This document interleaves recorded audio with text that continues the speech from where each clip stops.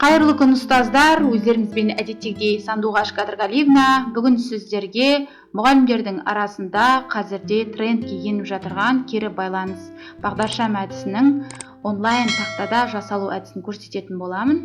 Ол үшін бізге Гинзи деп аталатын онлайн тақта қажет болады. Гинзи деп жазып, алдымен сайтқа тіркелу жұмыстарын Gmail аккаунт арқылы іске асырамыз. Одан кейін Start Гинзи дегенді басамыз, Next батырмасын басамыз. Одан кейін бізге осы жерге ақ жұмыс үстелінің орнына бізге жасыл тақтаның суреті қажет болады.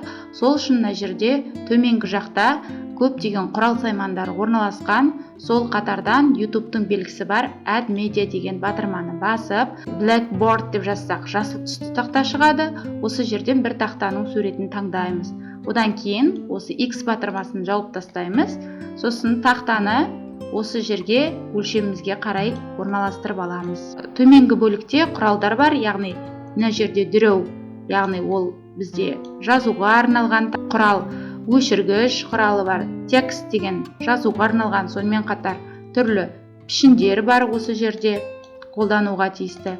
Сонымен қатар мына жерде Tools деген батырма бар, түрлі құралдарды ұсынады. Traffic Light деген бар, осыны басамыз және бұл бағдаршамның сыныпта қанша оқушы санына байланысты бірнеше түрі қажет болатын жағдайда мына жердегі 3 нүктені басып дубликат жасап алатын боламыз. Және де оны осы жерге барлығына орналастырамыз. Төменгі құрал саймандар бөлімінде текст деген тұрады. Сол жерден біз жазатын текстіміздің түсін таңдап аламыз. Ақ түсті қылайық және оның размерін таңдап аламыз. Шрифттің түрін таңдап аламыз және мына жақтағы А деген белгіні басу арқылы осы жерге орналастырып, жазып болған текстімізді осылай апарып мышканың көмегімен орналастырып алғаннан кейін үстінен бір рет шертетін болсақ, мына жерде дубликат деген болады. Тағы да осы текстімізді дубликат жасаймыз. Бұл тақтаны үнемі өзіңіздің сабағыңызда қолдану үшін сақтап қоюыңызға болады. Ол үшін төменгі бөлікте Save деген батырма бар, бағдаршам әдісі деп сақтап қойсаңыз болады. Кез келген сыныпқа барған кезде осы әдісті үнемі қолдана берсеңіз болады. Әлбетте, әрбір сыныпқа кірген кезде олардың аттарын өзгерту қажет болады. Осыған дейін жалпы біз бағдаршам әдісін рефлексия кері байланыс ретінде қолданып келдік. Яғни мен сабақты мүлде түсінбедім. Мысалы, қызыл түс болуы мүмкін Арман үшін.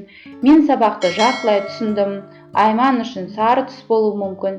Және де мен сабақты толық түсіндім десе, сары тақтаға келіп бағдаршамның жасыл көзін таңдайтын болады.